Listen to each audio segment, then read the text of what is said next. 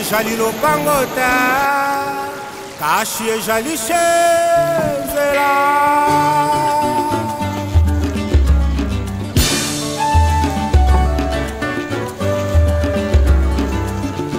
Yahweh benisa Kongo Yahweh batela Kongo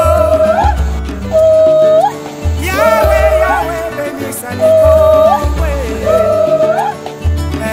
Yahweh batela Kongo.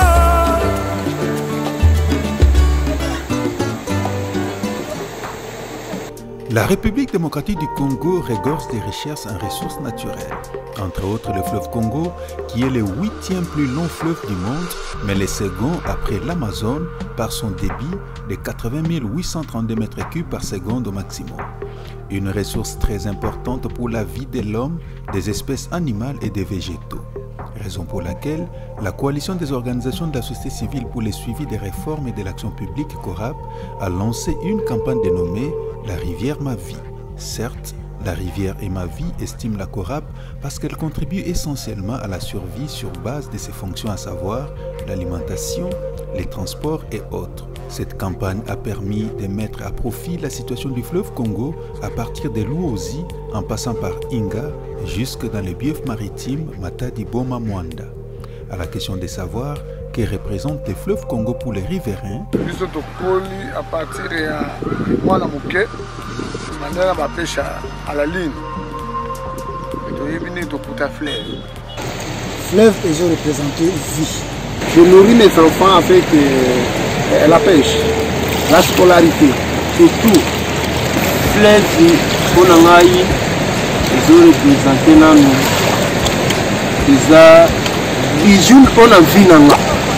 Le fleuve pour la biso Kodikli, je vous assure, c'est un atout pour nous parce que nous sommes awa, les pêcheurs bazali, biso population stolia kambisi, tomela kamai, donc nyonso notre poto lamba, poto sokola bilama, donc c'est vraiment ndenka balobi que l'eau c'est la vie.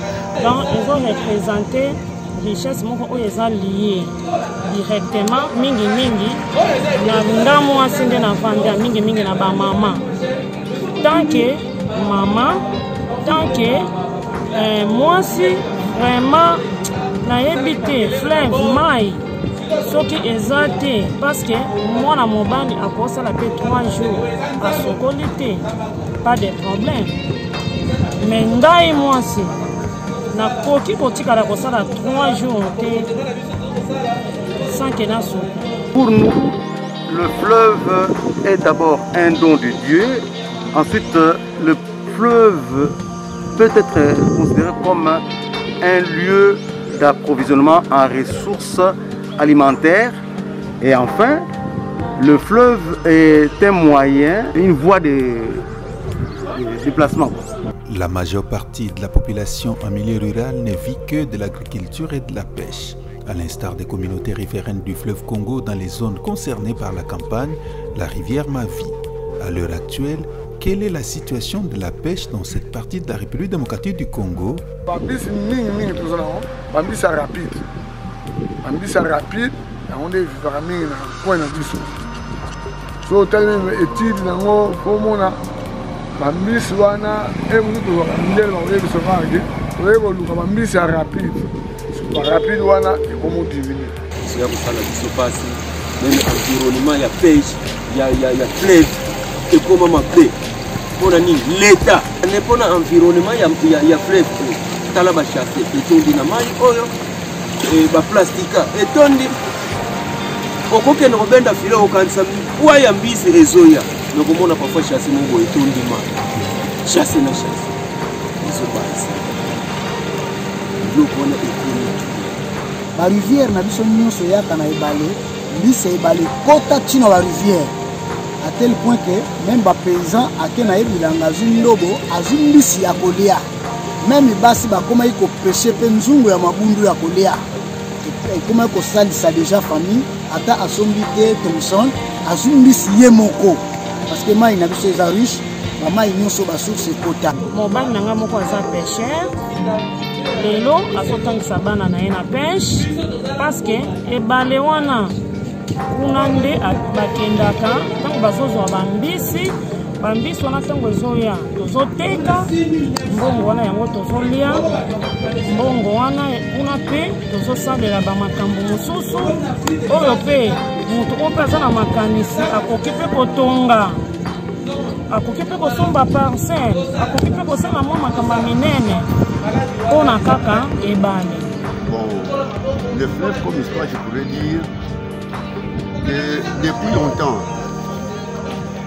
les villages qui sont alignés le long du fleuve sont des riverains et sont des pêcheurs. Ça leur aide pour la pêche. Omoni nakala neti nga nazamona inga propre na botani awa nakala wana barrage nano etongami te ou soit debi wana baimpact nano ekomi makasi te vi na biso ezalaka ndenge mosusu kozwa na biso ezalaka ndenge mosusu par rapport ya évolution ya mai. Mais pollution ezokota na bato oyo baza oyo tobengaka bagrand ngolo bazosomba baproduit chodan eza na barenseignement 120 000 francs 140 na moins 1 litre toza na makoki te to population aza na makoki te asomba 2 litre ka bango batie bamoyen mpo azwa 1000 kilo 700 kilo akende koteka epuis alesa ngulu bato basaleli mosala. Alors ezobebisa makasi ebale oyo toza na yango pollution d'eau ezoboma makasi ndenge mai ekiti boye ekomaka mwa basource parce que aza nini kokita bakopolue kobanda awa toza ti vers inga 1 zone nyonso oyo bakopolue yango bakoya na bajupe kosor kozwa bambisi bazokende kotekela lisusu congolais sans ba se rendre compte na produit. Papa moko azalaki awa mosala ne kopolue elelo aza na se ya mabele parce que bagaz wana ye moko azolambela mai wana azomela yango apolue na ye ekutaki ye vi tolingi pollution te basunga biso mpona pollution yango omoni nga ndenge naza awa soki olobeli nga ke mutu moko boye ata moto ayebisi nga ke mutu moko boye akendaki kotia kisi na fleuve en tout cas namonaka lokola mutu wana aza ennemi na nga nanu avant bato mosusu. Aux autorités, il y a maintenant un ministère qui s'occupe de la pêche et ces ministères puissent déployer les moyens nécessaires pour que le cours d'eau puisse être entretenu, parce que de l'entretien de nos cours d'eau dépend aussi la qualité de nos vies. Parce que si on nous amène, on nous sert des poissons qui sont infectés, des maladies et tout ça, ça ce n'est pas bon. Mais un message a été également lancé en direction des pêcheurs, parce qu'eux aussi, ils utilisent parfois des instruments qui sont prohibés. Il y a certains instruments de pêche qui ne sont pas acceptés. Il y a également certains produits qu'ils utilisent pour avoir plus de poissons, mais des poisons, des insecticides qui tuent des poissons, des poissons, mais qui ne sont pas bons pour la consommation. Donc là aussi, nous avons lancé des messages tout à fait clairs pour prévenir, pour avertir les pêcheurs que c'est un travail noble qu'ils font.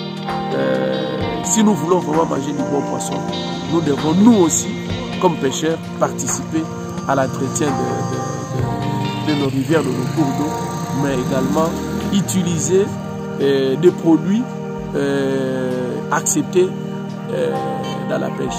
En ce qui concerne les problèmes que nous sommes en train de vivre aujourd'hui au niveau du fleuve, les problèmes d'ensablement, les communautés vivant à Gwangunzami, Katala, Malela, jusqu'à Kimwabi, un peu plus en bas, donc on se rend compte que le fleuve est en train de connaître un ensablement terrible. Et cet ensablement a pour conséquence la réduction de la profondeur. Et en termes de navigation, on parle de tirants d'eau qui risquent d'être réduits si la passe ou les passes de navires ne sont pas bien entretenues. Et pour nous, cet ensablement, nous pointons du doigt deux faits. C'est deux activités, c'est deux causes, c'est-à-dire la mise en service de Inga 2 et les dragailles de la C20 sont des situations réelles pour lesquelles il ne faut pas négliger. Tout projet doit faire l'objet d'une étude d'impact environnemental sérieuse.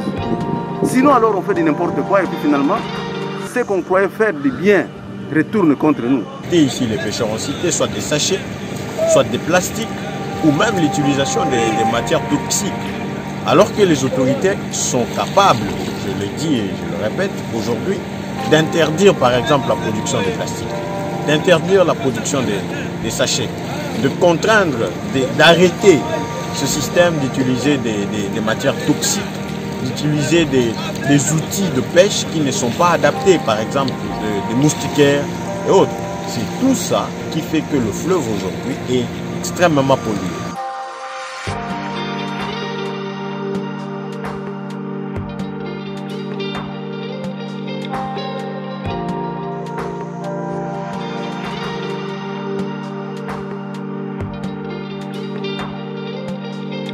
Amertume dans l'âme, les pêcheurs d'Inga sont au regret de constater que les réservoirs de la reproduction des poissons appelés en langue locale Mpapou a disparu pour des bons, comme le confirme le président des pêcheurs d'Inga. Ils ont qui réserve parce que les enceinte d'eau, ils ont qui armaticho, nous les bakoko na bakongo seka. Na senango mbisi ezako se reproduire. Tangu mai etondi mbisi ebimi. Donc mbisi bando bota na awa. Ezaki sika mbisi ezobota na makasi. Par rapport à eza site moko eza réservé pour na poisson, eza réservé. Oyo kutu babane ko kende kuna te parce que soki photo to moni peut-être diminuer, ba ko kende kuna pona et intervenir. Mais malamu bakonja mboka na biso na ba chinois bayokana bakende kuna bakende ko finika place wana pona population akota na passe. Donc yango moni passe comme makasi. Que vous assure qu'un jour papo ekozonga ndenge ezalaka usa teke na onga libela. Papo eke libela. Juste tomona ki après avoir kotia mo makelele nde bayaki kotimola lisusu mwa ndambo ba chinois. Parce que to chaki mo makelele. Mais sinon balinga ko to ba efasango nyonso. Chinois baiko timola mwandambo etikala sino nyonso yo bakundaki yango ba constructeur basalaki barrage bayebaki kosala yango pona barrage na réserve oyo et ekomaki pe bénéfique pona biso ba pêcheur ndenge etikala ki bongo on sala bien vraiment une trentaine de pêcheurs de famille banda ko vivre ou plus ba bazaki permanent.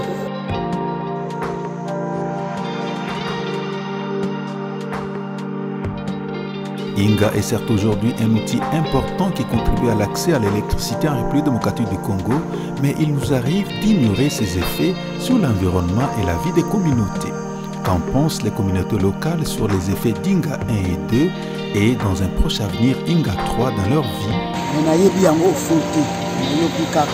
Parce que jusque là,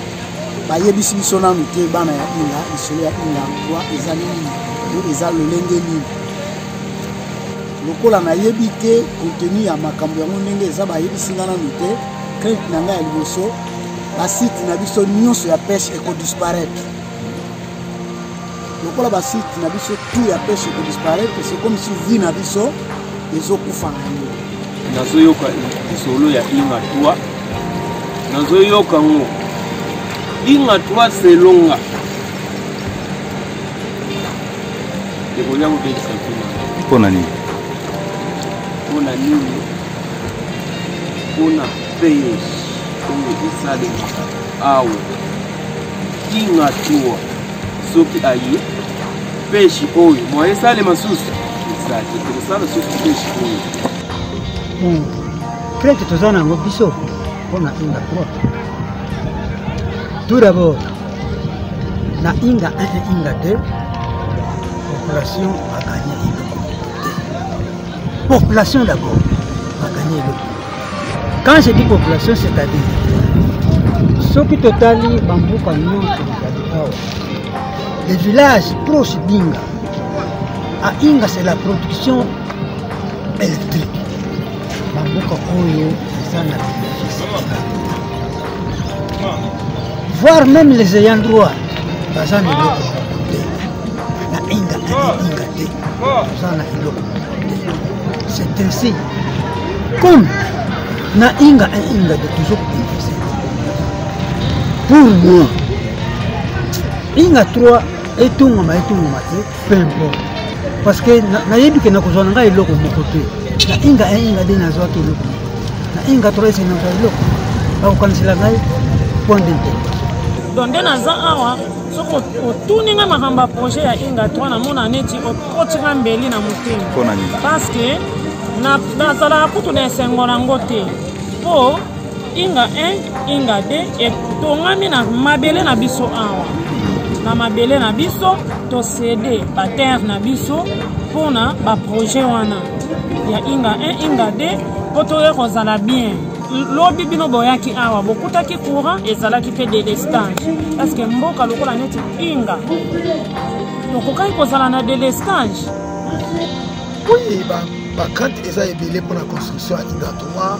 Pourquoi? Parce que na un crainte à liboso eza crainte na koloba eza projet moko tel que eza défini eza projet moko mingi production nango ekozala vraiment donc exporté à l'étranger.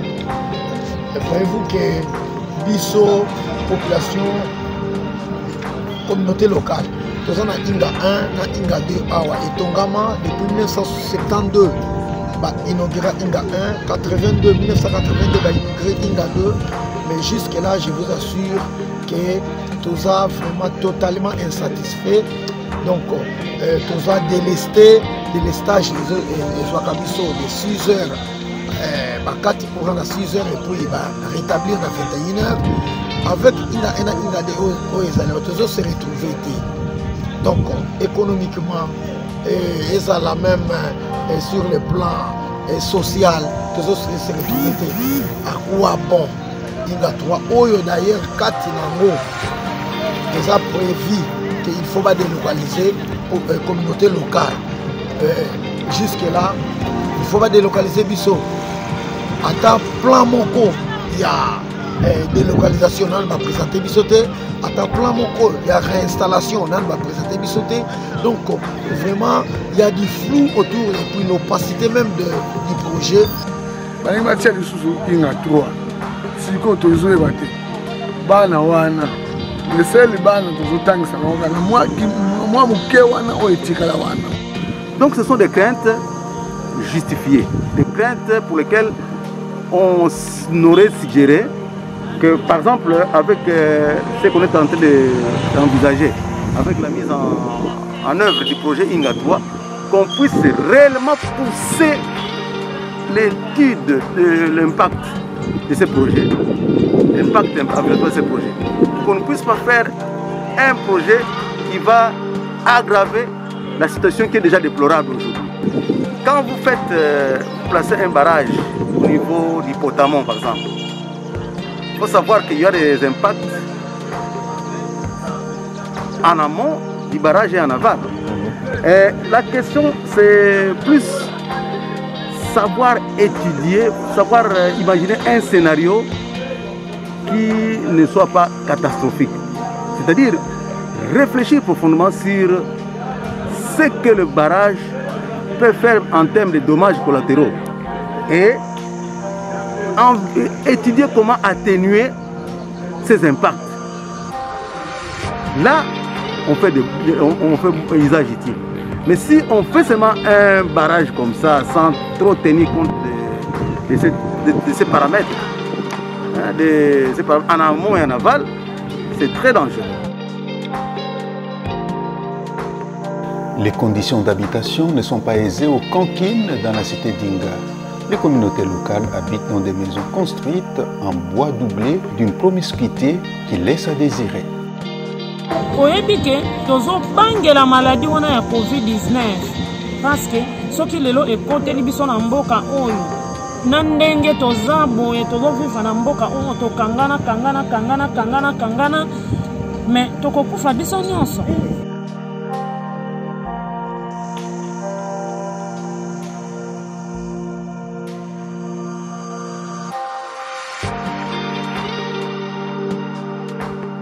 Étant paysan, ma recommandation par exemple, populairement, il faut que le gouvernement akanisa la population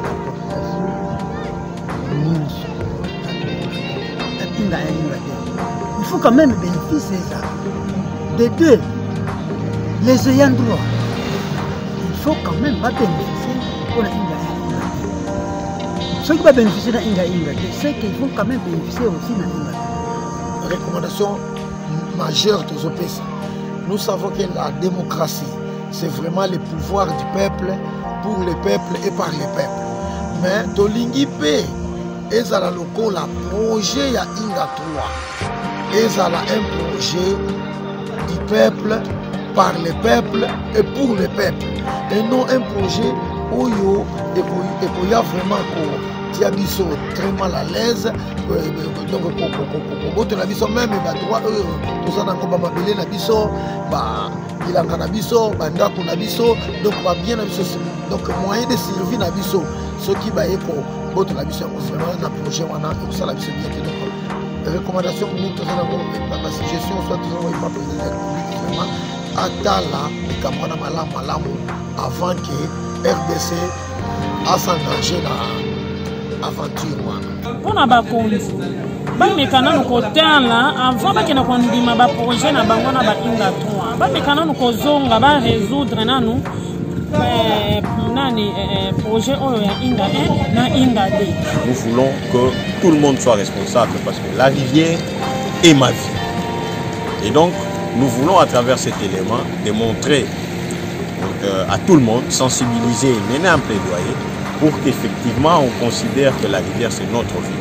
Si le fleuve n'existe plus aujourd'hui, on aura des problèmes. On boit de l'eau, on mange à travers tout ce qui est produit par le fleuve et donc on a tout intérêt de le protéger comme il se doit. Mais après, peut-être pour placer un mot, on vient de constater, ici nous sommes à Inga, les pêcheurs l'ont dit clairement qu'il y a un problème d'ensablement du fleuve qui impacte aussi négativement à la vie, aux survies, n'est-ce pas, du fleuve. Et en grande partie, c'est vrai qu'on reconnaît que le problème d'ensablement provient d'une part en fait, des phénomènes naturels, mais d'autre part, surtout ici à Inga, c'est le barrage Inga qui occasionne au fait l'ensablement Peut-être que vous aurez le temps de visiter. Aujourd'hui, le fleuve a perdu sensiblement sa profondeur à cause du sable. Mais quand on perd de profondeur, c'est la disparition. On tend vers sa disparition. Quand on perd la profondeur, on favorise la disparition des espèces. Donc l'écosystème n'est pas protégé. Il y a des îles qui se sont créées artificiellement à cause de ces phénomènes d'ensablement sur le fleuve. Et donc, nous crions, nous lançons ces cris d'alarme pour que les autorités comprennent que déjà Inga 1 qui existe, Inga 2, cause de dégâts sur le fleuve et il y a des grands projets pour arriver jusqu'à Inga 8 à partir de Inga 3. C'est quoi les mesures qui sont prises pour qu'on évite ces problèmes? Sinon, le fleuve, on veut des ressources tout de suite, mais on ignore que des ressources qu'on va gagner risquent d'acheter la vie du fleuve Congo. La coalition des organisations de la société civile pour le suivi des réformes de l'action publique émet des craintes sur la possibilité de la disparition du fleuve Congo suite aux effets probants présentés par les communautés, notamment la perte de la profondeur. Ainsi, la CORAB invite les autorités compétentes à prendre des dispositions idoines pour une gestion durable du fleuve Congo ainsi que des rivières.